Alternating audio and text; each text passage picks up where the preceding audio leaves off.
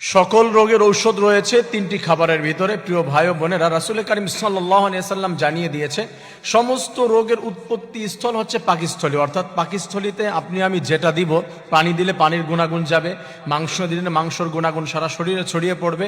এবং বিজ্ঞানও সেটা বলেছে, কারণ আপনার খাবার থেকেই রোগ প্রতিরোধ ক্ষমতা এবং রোগ সবকিছুই তৈরি হয় সেখান থেকে। তা আমরা যদি বেছে খুঁটে আইডেন্টিফাই করে যে খাবারগুলি আমাদের শরীরের জন্য উপকারী এইগুলো যদি আমরা নিতে পারি তাহলে রোগ থেকে মুক্তি পাবো।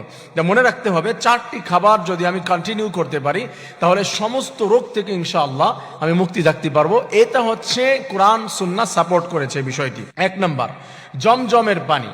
জমজমের পানি কিন্তু আমাদের সবারই জানা আছে, যদি দাঁড়িয়ে কোনো ব্যক্তি পান করে, রাসূল করিম সাল্লাল্লাহু আলাইহি ওয়াসাল্লাম জানিয়ে দিয়েছেন কোনো ব্যক্তি যদি জমজমের পানি পান করতে পারে, পশ্চিম দিক মুখ করে দাঁড়িয়ে যদি কেউ জমজমের পানি পান করে, আল্লাহ রব্বুল আলামিন সমস্ত বালা মুসিবত সমস্ত রোগ ব্যাধির থেকে ওই বান্দাকে হিফাজত করে নেয়। সুবহানাল্লাহ।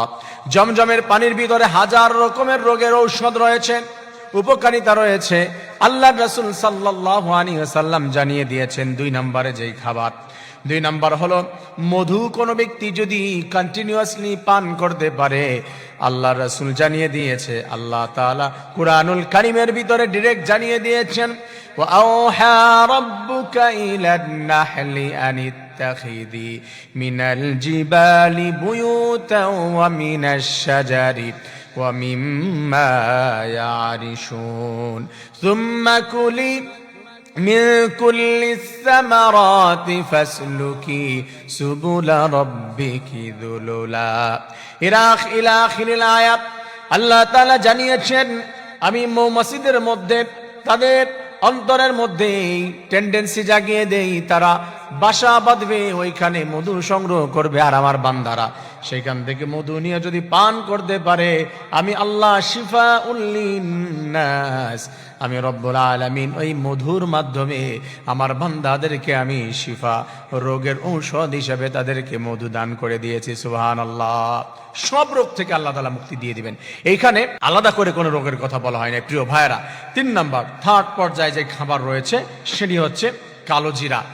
কালো জিরা রাসূল করিম সাল্লাল্লাহু আলাইহি ওয়াসাল্লাম জানিয়ে দিয়েছেন কোন বান্দা যদি কন্টিনিউ কালো জিরা খেতে পারে তাহলে মৃত্যু ব্যতীত সমস্ত রোগ থেকে সে মুক্তি পেয়ে যাবে। মৃত্যু তো কোনো রোগ হতে পারে না, এই মৃত্যু কোনো সৎ কোনো কিছুতে ঠেকানো যায় না। সেটা হলো মালাকুল মাউতকে আল্লাহ তাআলা যখন নির্দেশ করবে তখন চলে আসবে। এই মৃত্যু ব্যতীত সব রোগ থেকে কালো জিরার মাধ্যমে রব্বুল আলামিন হিফাজত করে নেয়। আমার প্রিয় ভাইরা, এই যে এক একটা খাবারের কথা বলছি খুবই গুরুত্বপূর্ণ। আমরা এই খাবারগুলি সব সময় আমাদের খাবারের মেনুতে রেখে দিতে পারি, এটা আমরা ট্রাই করবো ইনশাআল্লাহ। আসুন 4 নম্বর, 4th নম্বরে যে খাবারের কথা বলা হয়েছে সেটা হচ্ছে খেজুর। খেজুর শুধু 1-2টা খেজুর আপনাকে যে কতটা হেল্প করবে, শুধু যে ক্ষুধা নিবারণ হয় তা নয়, এটা হাজার হাজার রোগ থেকে আল্লাহ তাআলা মুক্তি দেয়।